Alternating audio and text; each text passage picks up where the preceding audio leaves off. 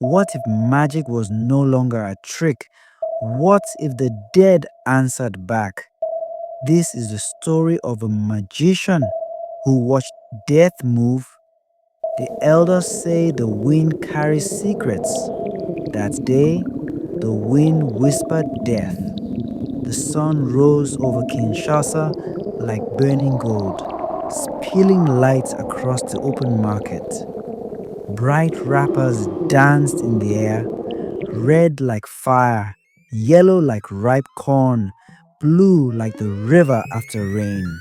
The market was loud with life, traders shouted, children laughed, drums beat somewhere in the distance.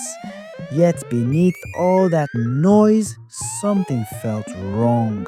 Something unseen moved among the people.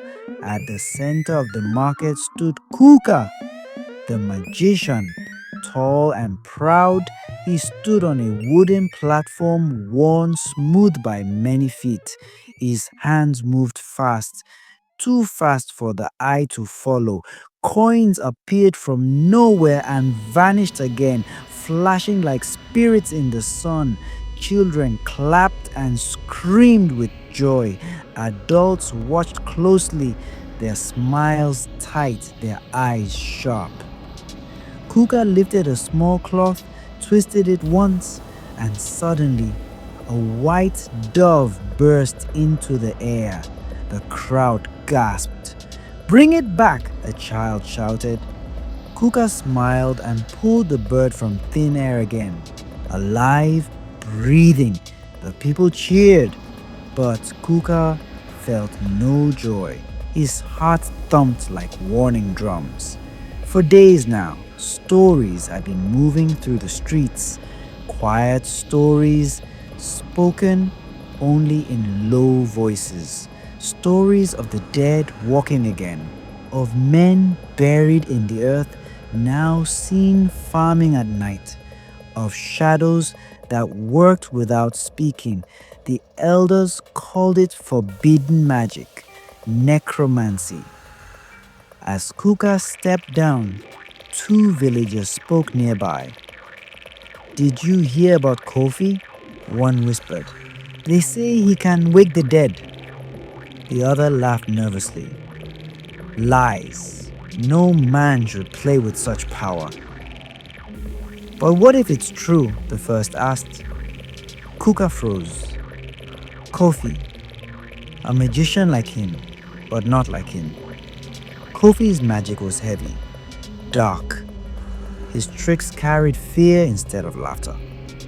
And now, people said he had gone too far.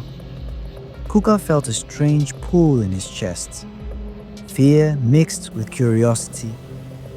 In their stories, the ancestors warned, those who disturb the dead never sleep in peace. Night crept in fast, lanterns flickered, shadows stretched long and restless.